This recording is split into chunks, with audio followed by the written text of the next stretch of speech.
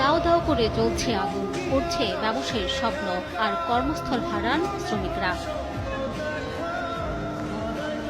বৃহস্পতিবার দুপুর 2টার দিকে চট্টগ্রাম ইপিজেডের 4 নম্বর রোডের আদম ক্যাপস নামে তোয়ালে তৈরির কারখানার 8তলা ভবনের 5 তলায় আগুনের সূত্রপাত হয়। মুহূর্তেই তা ছড়িয়ে পড়ে 6ষ্ঠ তলায়। খবর পেয়ে নিয়ন্ত্রণে কাজ শুরু করে ফায়ার সার্ভিসের 4টি ইউনিট। এরপর একে একে যোগ দেয় ফায়ার সার্ভিসের আরও 12টি ইউনিট। আগুন নিয়ন্ত্রণে প্রাণপণ চেষ্টা চালায় দমকল কর্মীরা। তাদের সঙ্গে যোগ দেন বিমান ও নৌবাহিনীর ফায়ার সার্ভিস ইউনিটও।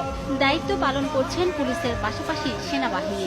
আতঙ্ক ছড়িয়ে পড়ে আশপাশের পোশাক কারখানাগুলোতে। কয়েকজন সিঁড়ি দিয়ে নামছিল, তারপরে আস্তে আস্তে ধীরে ধীরে সবাই নামতেছে। যখন বেশি আগুন লাগছিল তখন কেমিক্যালটা বেশি, যে এসিগুলা ফুটতে আছে, গ্যাসের যেগুলা, আর এগুলা নিরাপত্তা কম। ফায়ার সার্ভিস, নৌবাহিনী, তারপর আপনার বাংলাদেশ পুলিশ থেকে অনেক লোক আসছে, চেষ্টা করছে, এখনো কিন্তু নিয়ন্ত্রণের বাইরে। 6 তলা 7 তলা এটা কভার করবে। এখানে চতুর্দিকে ইলেকট্রিক লাইন রয়েছে, অবস্ট্রাকল রয়েছে, ভিতরে যাওয়ার কোনো স্পেস নেই। তার কারণে আমরা বড় গাড়ি দিয়ে, আমাদের স্নুকেল টিটিএল দিয়ে আমরা বাইরের থেকে কন্ট্রোল করব।